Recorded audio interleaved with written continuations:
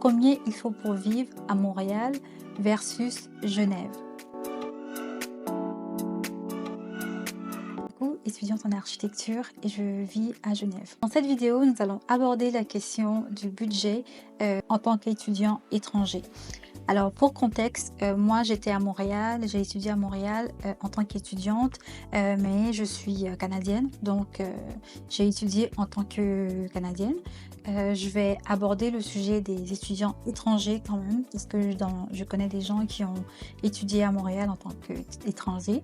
Et pour le budget qu'il te faut pour le mois, je dirais qu'il faut prendre en considération les loyers, donc ton loyer, ton euh, ton transport, donc où est-ce que tu vas te situer pour aller à l'école, est-ce que tu vas être en zone A, en zone B, en zone C, ça va influer un peu sur le prix du logement et le prix de ton transport également.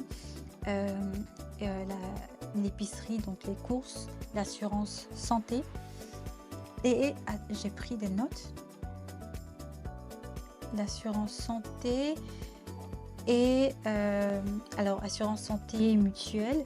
L'alimentation, donc est-ce que tu manges à la maison ou tu es plutôt à manger dehors, les loisirs, le matériel scolaire et téléphone et internet, et dépenses imprévues. C'est un peu ces sujets que je vais aborder. Alors à Montréal, les loyers, quand moi j'y étais, ils étaient autour de 600. Bah, ça c'est plus le cas aujourd'hui. J'ai encore mon frère et ma soeur qui sont là. Et je dirais pour un 2 chambres, tu es autour de 2000 ou 1500 peut-être. Mais sinon, dans les 2000, tu peux trouver quelque chose de décent et de correct pour un loyer de 200. Maintenant, pour un loyer d'une chambre, tu peux tourner autour de 1000-1200 à Montréal pour quelque chose de clean et de bien. Pour le transport, je sais que c'est passé de 97 à 100 pour les adultes par mois pour la zone A, seulement à Montréal. Donc autour de 100 par mois de plus. Donc si ton loyer, dépendamment de ce que tu cherches, si tu es dans un 2 chambres ou dans une chambre salon, tu es autour de, on va dire, 1200 pour une chambre salon et on va dire 100 pour ton transport. C'est vraiment voilà, des choses de base. Et tu as aussi l'assurance santé. Je crois que pour les étudiants étrangers, cette année, elle était autour de 840 environ par année. Donc, c'est autour de 67, 70 dollars canadiens par mois. Je ne sais pas si elle est payée mensuellement ou annuellement, mais c'est autour de 900, on va dire, annuellement pour les frais de santé. Donc, ça, c'est des trucs de base. Après les frais de santé, si tu n'as pas de voiture parce que tu as nécessairement pris le transport, il y a aussi l'alimentation. Je dirais que les prix ont beaucoup augmenté avec l'inflation, mais pour l'alimentation, tu peux tourner autour de 100 à 150 par mois à faire des courses et à manger à la maison aussi. Alors, je prends déjeuner en compte, je prends repas du midi, donc petit déjeuner en compte, déjeuner et souper en compte. En mangeant normalement, je dirais, tu es autour de 150 par semaine. Pas par mois, 150 autour par semaine, 100 à 150 par semaine. Maintenant, si tu te rends dans des épiceries, on va dire, soit africaines ou asiatiques, tu peux peut-être avoir des choses à bas prix. Mais si tu es autour de Métro, Super C, Maxi, Maxi c'est déjà moins cher, mais Super C, Métro et tout, c'est quand même assez dispendieux. Donc je dirais que autour de 100 à 150 par semaine pour la nourriture. Donc tu es autour de 450 à 600, je dirais, pour le mois. Tu as quelque chose de correct et tu fais tes lunch pour aller à l'école. Maintenant, si tu manges dehors, c'est beaucoup plus, on va dire. Parce que par repas, tu peux dépenser 20 dollars, 25 dollars. Donc si tu manges dehors, tu es entre 15 et 20-25 par repas. Donc voilà, l'alimentation.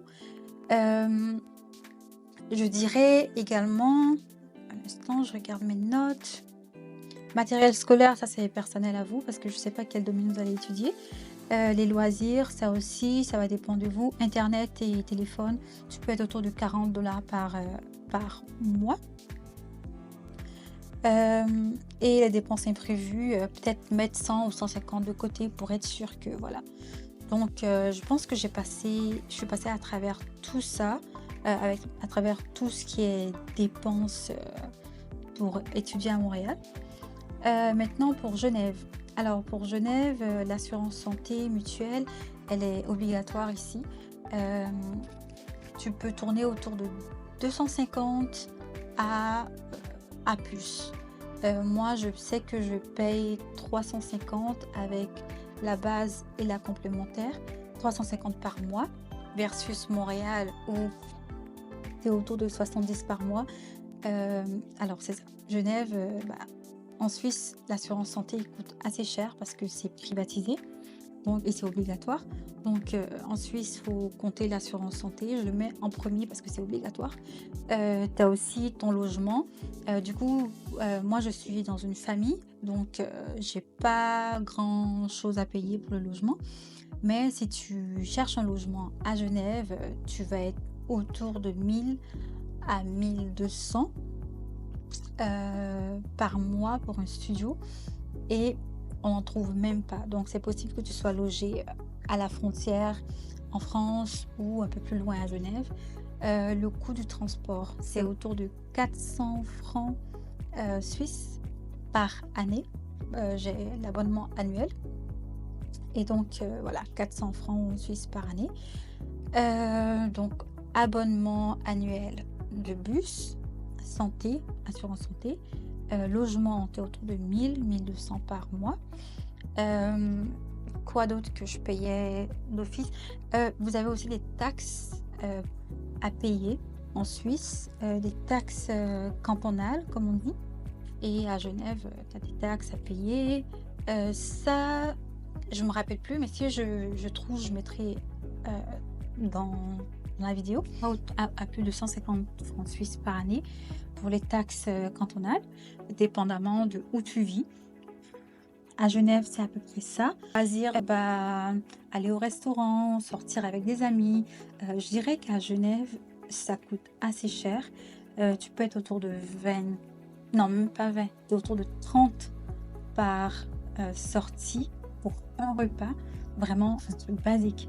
Tu peux être autour de 30. Donc, les loisirs, les sorties, ça peut coûter cher.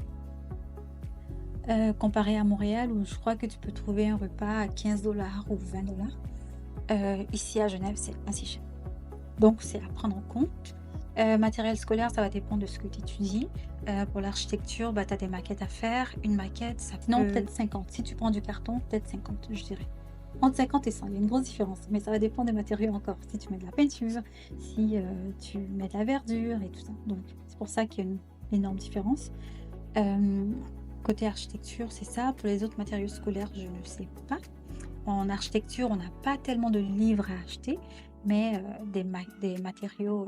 J'ai fait une liste, une vidéo où j'ai parlé des fournitures qu'il fallait avoir. Je pourrais mettre la vidéo, je pourrais mettre un lien ici pour que vous voyez la liste de matériel scolaire qu'on demande en architecture. Téléphone et internet, si tu as déjà ton téléphone, je dirais c'est autour de... Moi, je paye 40 francs suisses par mois pour avoir un abonnement téléphonique. Et pour les imprévus, je dirais de mettre 150 à 200 de côté parce que la Suisse est assez chère et tu veux pas être en train d'étudier et être stressé. Donc voilà, ça. Pour l'alimentation à Genève, je dirais que un bon 150 à 160 par semaine, tu es correct. Short, mais correct. Je mets petit déjeuner, déjeuner et souper. J'espère que vous avez fait le tour des points importants. À bientôt!